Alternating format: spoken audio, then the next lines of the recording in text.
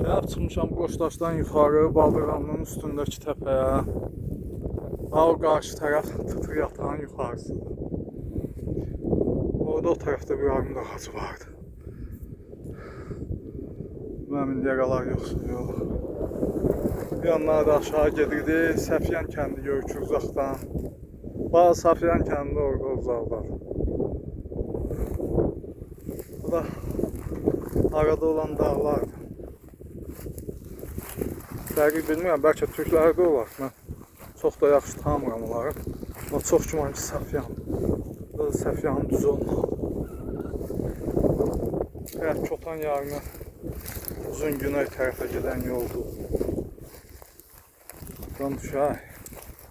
İstəyirəm Baldırğanlı kəndinə düşəm.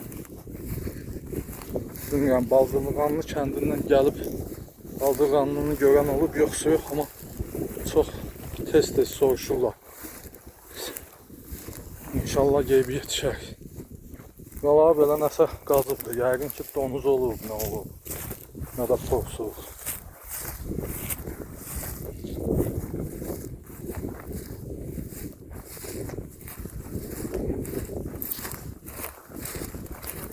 Yaxşı çiyələk olub burada. Görünür ki, burada yaxşı çiyələk olub. İndiyə qalmaz ama.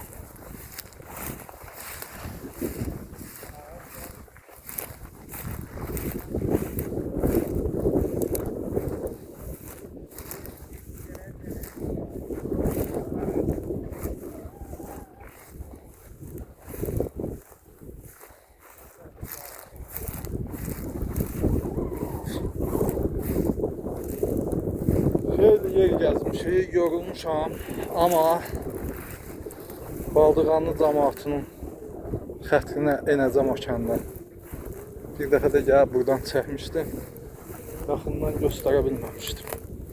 İnşallah Allahın köməkliyi ilə bu təpə ilə düşəcəm, yəqin ki, orada kənd. Hələ ki, ev zad deyilən bir şey görünmür. Onun hamısını dağıdıblar.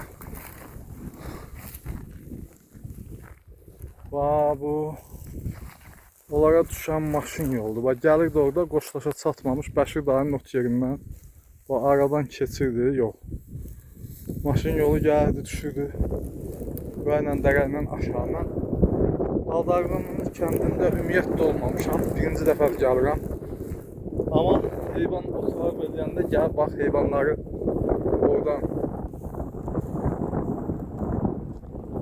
oradan atladırdım. Bu Qoçdaşın üstü ilə düzü bu yana keçirdirdim Nazırbaşdan o tərəfə. Oradan da Çiyələkliyə doğru. Amma buralarda çox gözəl bir yer. İnşallah düşək aşağı kənddən də çəkiliş eləyəcəm.